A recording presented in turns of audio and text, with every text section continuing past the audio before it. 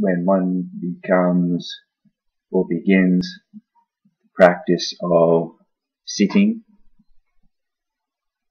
another word for meditation, all one really needs to do is just sit and observe what arises. That's it. And all of these thoughts will come up. Some thoughts will be terrible, disastrous, your worst nightmares, basically, your inner demons. They're coming up. They're coming up, and when you come up, you basically develop your ability to be still, or to just be in stillness, which is what you actually are, what we all are. You begin to reside in that more and more. So the thoughts come up and distract one, but they're within that also. So you form like a detachment from them. But there's no one there actually forming it. It just begins to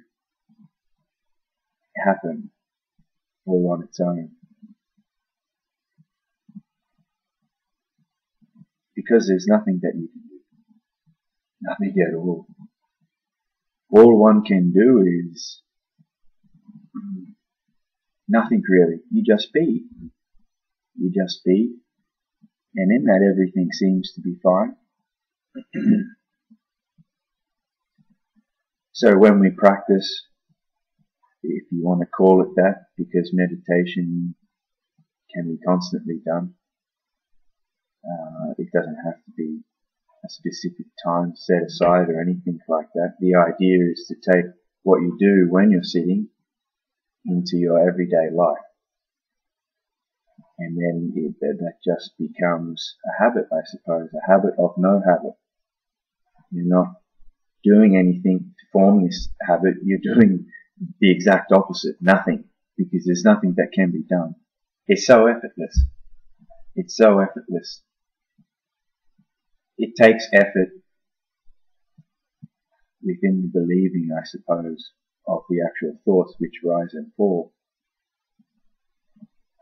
I was practicing Qigong once and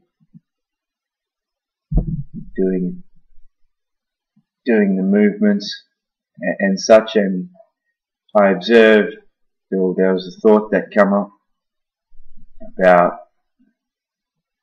just about whatever, but it was looked at, or it was just there, just as everything else is there in the environment, like nothing was actually happening. It was still happening, but there was no sort of attachment to that thought at all. And that was pretty amazing, because if you watch yourself, your ego, if you watch the mind, this thing that the brain does, then one will observe how the brain operates. And it does some pretty radical stuff, some stuff that's not even going on. And that can be a danger. And it seems in this day and age that this is happening quite often. So the person who undertakes meditation, all they really need to do is become aware of their own thoughts, and then just realize that they are not those thoughts. Because if you look at everything that you're aware of, and you negate all of the things that you are not, you're not this computer, you're aware of it, you're not this cup of tea, but you're aware of it, you're not this body, but you're aware of it.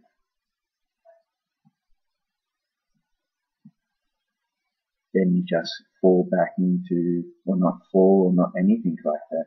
You become what you are, what you really are.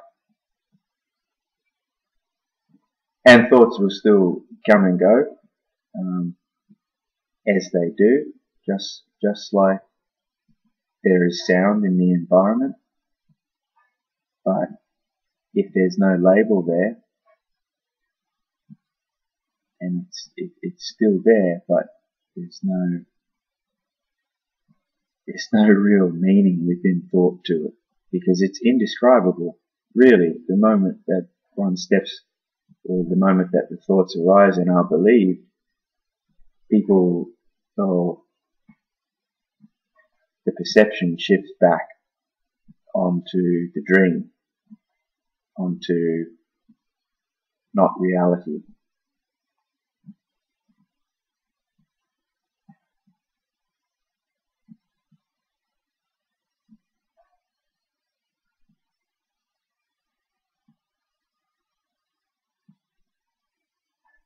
And that's about all.